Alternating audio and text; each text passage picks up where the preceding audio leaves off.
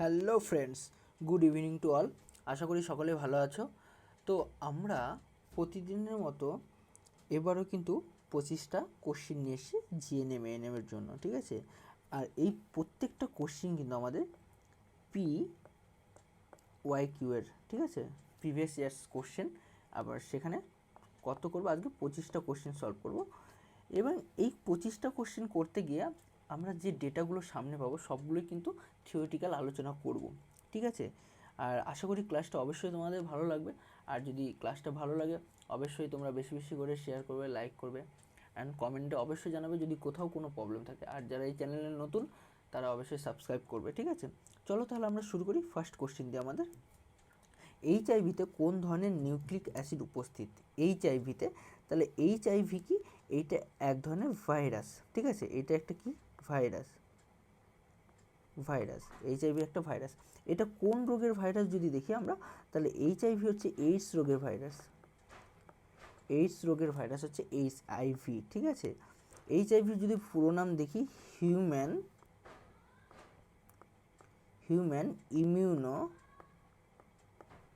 Immuno virus, human immuno virus. তাহলে এই এইচআইভিতে কোন ধরনের নিউক্লিক অ্যাসিড বর্তমান? এবার এই নিউক্লিক অ্যাসিড যদি দেখি, তাহলে নিউক্লিক অ্যাসিড আমরা জানি, নিউক্লিক অ্যাসিড যদি দেখি, নিউক্লিক অ্যাসিড টু টাইপস। একটা হচ্ছে ডিএনএ অ্যান্ড আনাদার আরএনএ। একটা হচ্ছে ডিএনএ, একটা হচ্ছে আরএনএ। ডিএনএকে আবার যদি ভাগ করি, ডিএনএ আবার দু রকমের, একটা হচ্ছে ডবল স্ট্যান্ডার্ড ডিএনএ, একটা হচ্ছে সিঙ্গেল স্ট্যান্ডার্ড ডিএনএ। আরএনএকে যদি দেখি, আরএনএ তো দু রকম, একটা হচ্ছে ডবল স্ট্যান্ডার্ড আরএনএ, একটা হচ্ছে সিঙ্গেল স্ট্যান্ডার্ড আরএনএ। তো এখানে আমাদের দেখতে হবে যে কী কী আছে। একটা হচ্ছে single standard DNA, double standard DNA, single standard RNA, double standard RNA.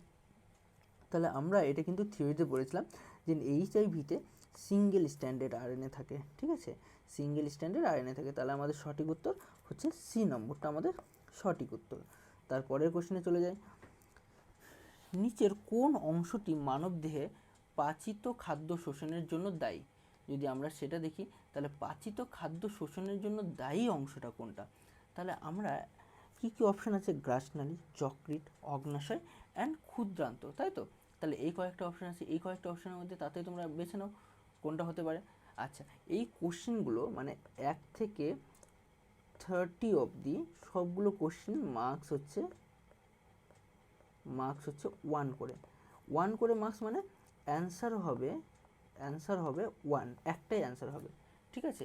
এবার 31-এর পর থেকে বাদ বাকি যেগুলো কোশ্চেন থাকবে সেগুলোর প্রত্যেকটা মার্কস ক্যারি করবে 2 মার্কস করে।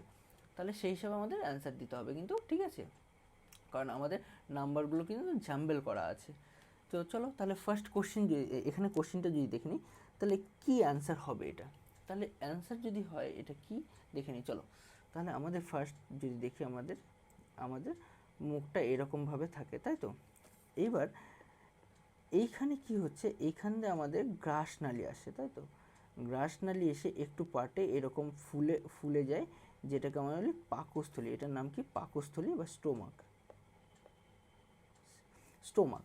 এবার পাকস্থলীর পরবর্তী পার্টটা, পাকস্থলীর এখান থেকে যে একটা গ্রন্থির মতো আছে সেটাকে বলা হচ্ছে অগ্নাশয় বা প্যাঙ্কিয়াস।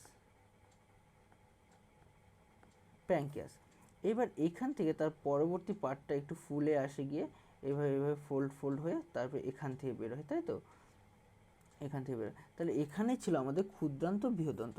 তাহলে গ্রাসনালীতে আমরা সিম্পলভাবে দেখলাম খাবারটা নামছে, তাই তো।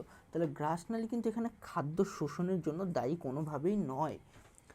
তারপরে চলে যায়, তাহলে এটা তো অ্যান্সার হবেই না।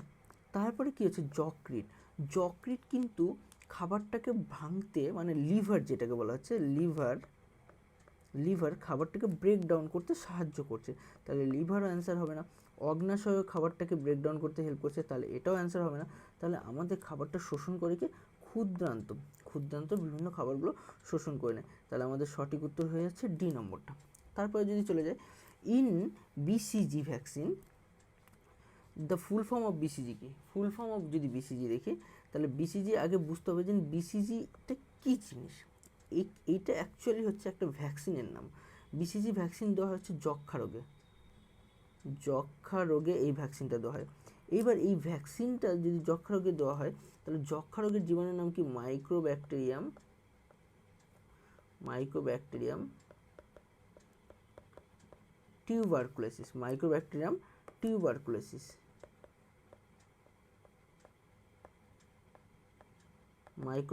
টিউবারকুলোসিস। আর এই যক্ষা রোগের ওষুধটা দেওয়া হয় হচ্ছে ডর্সের ওষুধ দেওয়া হয়, DOTS, ডর্সের ওষুধ দেওয়া হয়। তাহলে এই BCG এর পুরো নাম কি যদি দেখি, BCG এর পুরো নাম হচ্ছে ব্যাসিলাস ক্যালামিটি গুয়েরিন। ঠিক আছে, তাহলে সঠিক উত্তর হয়ে যাবে আমাদের বি নম্বরটা। তারপরে চলে যাই, নিম্নলিখিত কোন উদ্ভিদ হরমোনগুলি কোনটি ফিনোটাইপ মানে বোল্টিং ফিনোটাইপের জন্য যায়? Cytokinin, auxin, gibberellin and indole acetic acid. Indole acetic অ্যাসিডের পুরো নাম হচ্ছে IA এর পুরো নাম হচ্ছে ইন্ডোল অ্যাসিটিক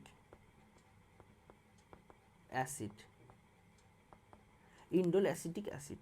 এটা কিন্তু অক্সিন হরমোনের পুরো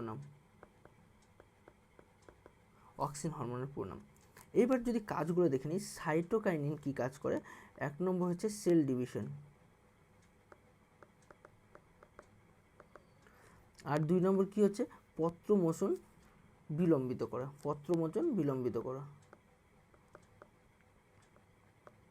পত্রমোচন লেট করে, তাই তো। এইখানে একটা পয়েন্ট আছে, রিচমন্ড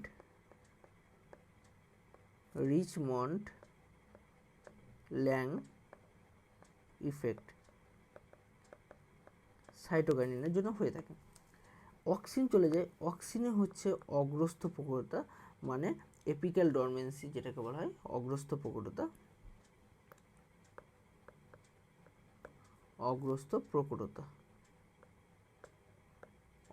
প্রকটতা ঘটায়। আর কি করছে? আর হচ্ছে 2 নম্বর ট্রপিক চলন নিয়ন্ত্রণ করছে।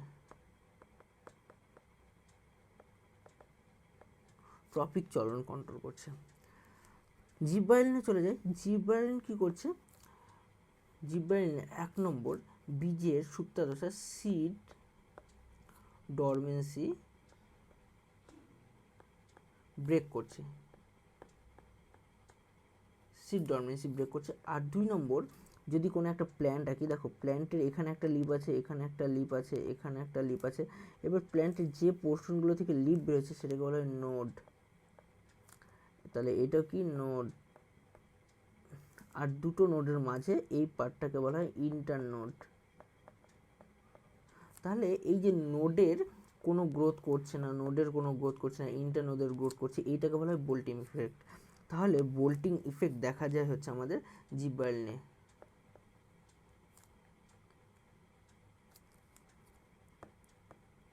বোল্টিং ইফেক্ট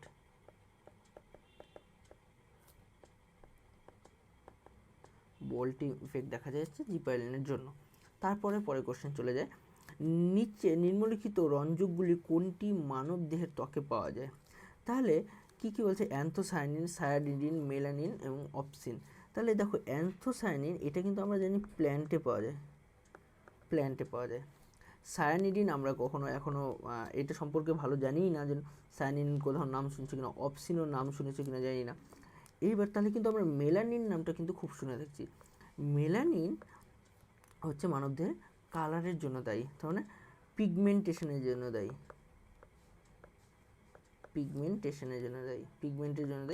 মেলানিন যদি বেশি থাকে, যদি মেলানিন হাই থাকে, তাহলে কি হবে? সে হবে ডার্ক কালার। আর যদি মেলানিন লো থাকে তাহলে সে হবে লাইট কালার। আর যাদের ডার্ক আছে, যাদের মেলানিন ডার্ক, তাদের স্কিন কোয়ালিটি গুড। তার মানে যাদের গুড কোয়ালিটি তাদের ক্যান্সার হবে না। ঠিক আছে, তারপরে চলে যাই, নিম্নলিখিত কোনগুলি কোএনজাইম? তাহলে কোএনজাইম যদি দেখি, তাহলে কোএনজাইম হচ্ছে সেই সমস্ত কেমিক্যাল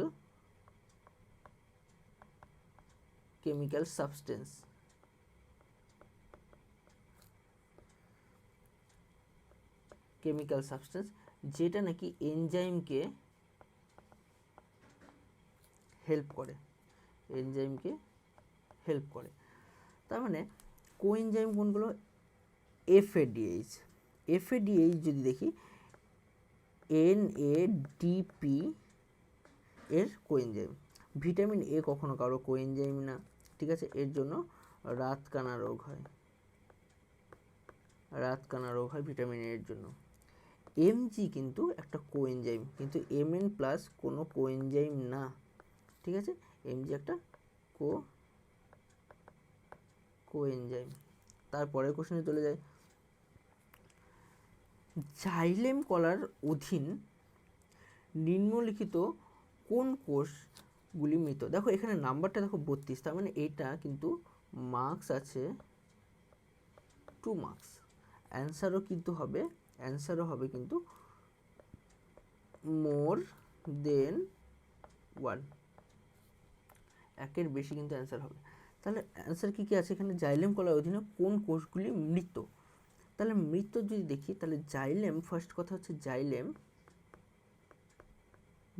কি করে? জাইলেম হচ্ছে ওয়াটার নিয়ে যায় কোথার থেকে? ফ্রম রুট থেকে শুটে নিয়ে যায়। এবার এই জাইলেমের যে কম্পোনেন্টগুলো আছে, জাইলেম কিন্তু এক ধরনের স্থায়ী কলা। জাইলেম কি পার্মানেন্ট টিস্যু, কিন্তু পার্মানেন্ট টিস্যু। জাইলেমের যে কম্পোনেন্টগুলো আছে, এটা হচ্ছে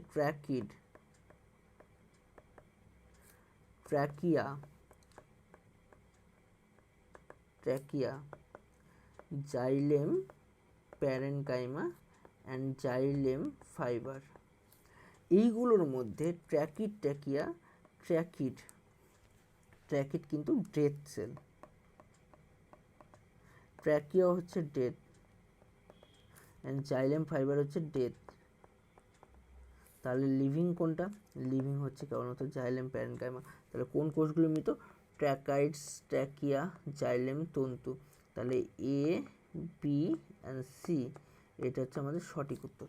তারপর চলে যাই আমরা, মানবদেহে ক্যালসিফেরলের স্বল্পতার জন্য যার সৃষ্টি হয় তাহলে, এটাও 33, মানে এটা হচ্ছে 2 মার্কস। তার মানে কি বলছে? ক্যালসিফেরল হচ্ছে ভিটামিন ডি এর রাসায়নিক নাম। ডি এর জন্য কি হয় যদি দেখি আমরা? Night blindness. তাহলে এটা তো ভিটামিন এ এর জন্য হয় রাতকানা, আমরা সেটা জানি। বেরি ভিটামিন বি এর জন্য হয়, ঠিক আছে। রিকেটস, এটা কিন্তু ভিটামিন ডি এর জন্য হয়। আর অস্টিওমালাইসিস ভিটামিন ডি এর জন্য। তাহলে স্বল্পতার জন্য কে হচ্ছে? সি অ্যান্সার হচ্ছে, অ্যান্ড ডি অ্যান্সার হচ্ছে। তারপরে চলে যায়, নিম্নলিখিতগুলির মধ্যে কোনটি ভাইরাস ঘটিত রোগ? তার মানে এইডসে আমরা দেখলাম HIV ভাইরাস। ইনফ্লুয়েঞ্জা ভাইরাস আছে, এটাও ভাইরাস, তাই তো, ভাইরাল ডিজিজ। নিউমোনিয়া, এটাও কিন্তু ভাইরাল ডিজিজ। তাহলে টিটেনাস কিন্তু একটা ব্যাকটেরিয়া ডিজিজ। তাহলে কোনগুলি ভাইরাস ঘটিত রোগ? তাহলে আমাদের সঠিক উত্তর হয়ে যাচ্ছে এ, সি অ্যান্ড ডি, এটা হচ্ছে সঠিক উত্তর হয়ে যাচ্ছে। তারপরে চলে যাই, কর্ডাটা পর্বের বৈশিষ্ট্য কী কী? তাহলে কর্ডাটা পর্বে যদি আমরা বৈশিষ্ট্য দেখি, কর্ডাটা মানে গিয়ে যাদের নোটোকর্ড আছে, তাই তো, নোটোকর্ড আছে। তাহলে যাদের আছে, তাহলে কি আছে? নোটোকর্ড 1 নম্বর উপস্থিত থাকবে। এইবার যাদের নোটোকর্ড আছে তাদের কিন্তু ফুলকা ছিদ্র থাকবে জীবনের কোনো না কোনো দশায়, অ্যানি স্টেজে কিন্তু ফুলকা ছিদ্র থাকবেই। তাহলে কোনো না কোনো দশায় থাকছে, তার মানে এটাও সঠিক উত্তর। আর এদের যদি স্নায়ুতন্ত্র দেখি, তাহলে সেটা হচ্ছে ফাঁপা। আর স্টেম কর্ড উপস্থিত, এটা কিন্তু কোনো কিছু বলার নেই। তার মানে আমাদের সঠিক উত্তর হচ্ছে বি, সি, ডি। তাহলে পর্বের বৈশিষ্ট্য হচ্ছে বি, সি, ডি, এটা হচ্ছে সঠিক উত্তর। তারপরে চলে যায়, নিম্নলিখিত কোন শ্বেতরক্ত কণিকাগুলি অদানাদার কোষ হিসেবে? চলে যায় WBC বা হোয়াইট ব্লাড সেল, যেটা হচ্ছে রোগ জীবাণু ধ্বংস করতে কাজে লাগে, তাই তো, রোগ জীবাণু ধ্বংস করে। ধ্বংস করে। তাহলে ডব্লিউবিসি হচ্ছে রোগ জীবাণু ধ্বংস করে। এবার ডব্লিউবিসিকে আবার দুই ভাগে ভাগ করা যায়, একটা হচ্ছে দানাদার আর একটা হচ্ছে অদানাদার।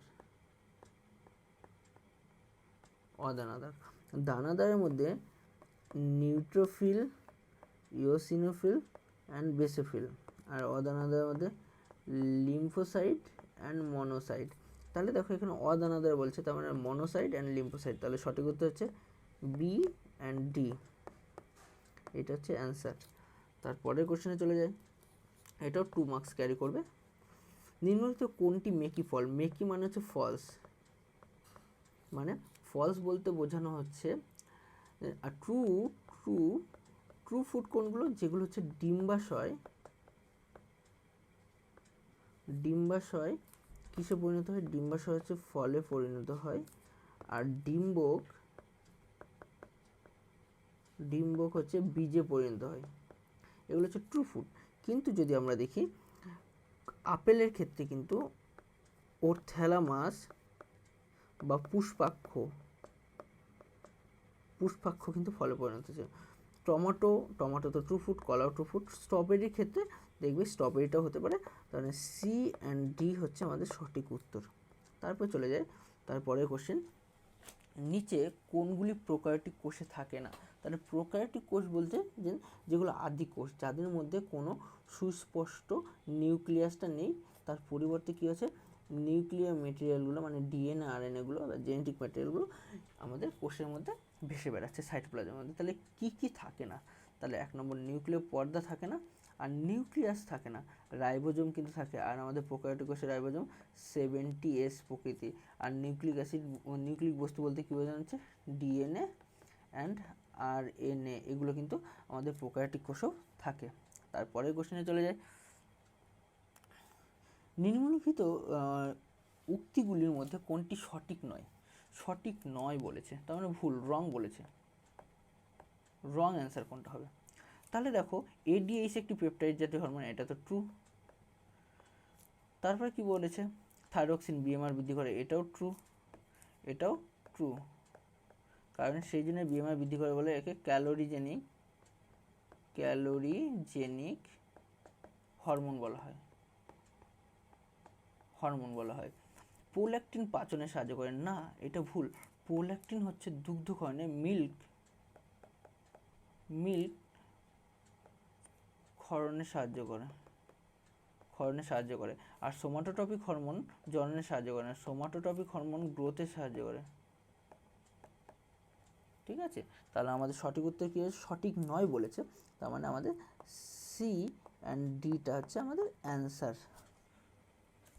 তারপর চলে যায়, নিম্নলিখিত কোনগুলির মধ্যে মশাবাহিত রোগ? তাহলে আমরা সিম্পলভাবে জানি এটা ডেঙ্গু মশাবাহিত, ম্যালেরিয়ার মশাবাহিত, পিচ জ্বর মানে ইয়েলো জ্বরের মশাবাহিত, আর জলবসন্ত কিন্তু মশাবাহিত নয়। তার মানে এ, বি অ্যান্ড সি আমাদের ফাইনাল অ্যান্সার হচ্ছে এই কোশ্চেনটার জন্য। এটা মার্কস কত ক্যারি করছে? 2 মার্কস ক্যারি করছে।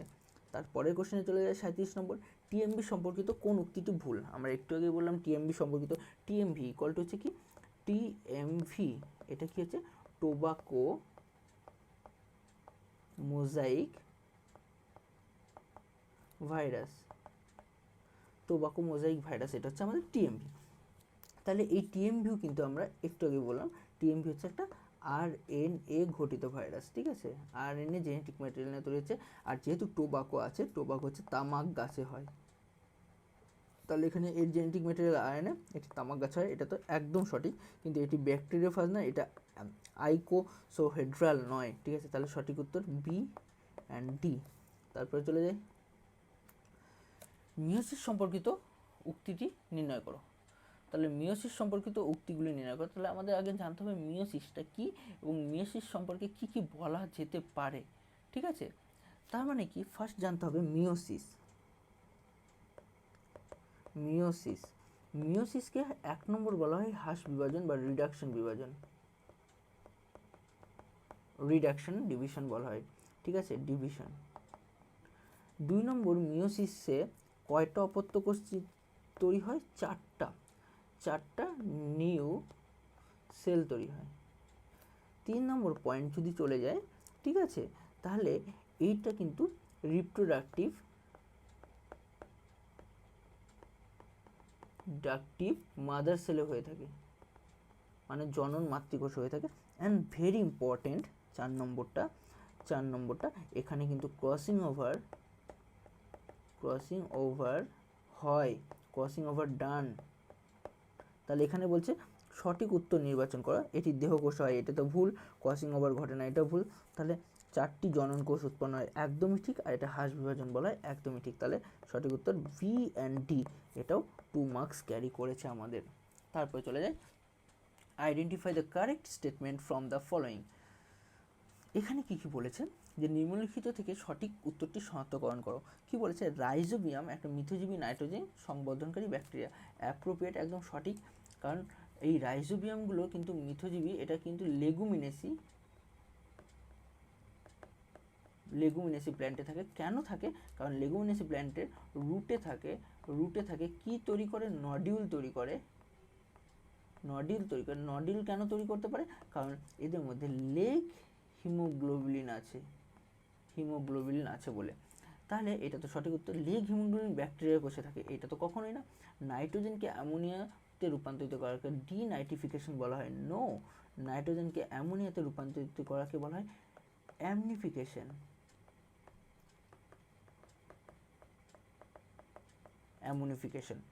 নাইট্রোজেনেসিস উৎসেচক নাইট্রোজেনকে অ্যামোনিয়াতে রূপান্তরিত করে, এটা একদম সঠিক। তাহলে আমাদের সঠিক উত্তর হচ্ছে এ অ্যান্ড ডি নম্বরটা। এটাও কত মার্কস ক্যারি করলো? 2 মার্কস ক্যারি করেছে। তারপরের কোশ্চেনে চলে যায়, which character the found in fungi. তাহলে কোন ক্যারেক্টারগুলো ফাঞ্জিতে পাওয়া যায় বা ফাঞ্জায় পাওয়া যায়? তাহলে ফাঞ্জায় কোষপ্রাচীর তো কাইটিন নির্মিত, এটা আমরা প্রথম থেকেই জানি। তাহলে এটা তো পাওয়া যাচ্ছে। ফাঞ্জি এককোষী প্রোকাইটিক না, ফাঞ্জি তো বহুকোষী হতে পারে, মাল্টি সেলুলার হতে পারে, এটা তো ভুল। সঞ্চিত খাদ্য শেষ সার, এটাও ভুল, একদমই ঠিক না। এবার ফাঞ্জায় চলে যায়। ফাঞ্জাই বডি এরকম সুতোর মতো অংশ নিয়ে তৈরি, তাহলে এক একটা সুতোকে বলা হয় হাইফি।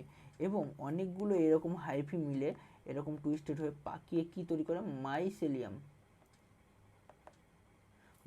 তৈরি করে। তাহলে সংকোষীয় মাইসেলিয়াম উপস্থিত, তাহলে ফাঞ্জিতে তো মাইসেলিয়াম আছে। তাহলে সঠিক উত্তর এ অ্যান্ড সি, এটা হচ্ছে সঠিক উত্তর এসি। ঠিক আছে, তাহলে আমরা এই অবধি করলাম। তারপরে আমাদের এই অবধি ছিল আজকে কোশ্চেন। ঠিক আছে, যদি ক্লাসগুলো ভালো লেগে থাকে অবশ্যই আমাদের একটু সাপোর্ট করার চেষ্টা করবে। ঠিক আছে, আর যারা এই চ্যানেলে নতুন তারা একটু চ্যানেলটাকে সাবস্ক্রাইব করবে। থ্যাংক ইউ সবাইকে, আবার দেখা হচ্ছে নেক্সট ক্লাসে।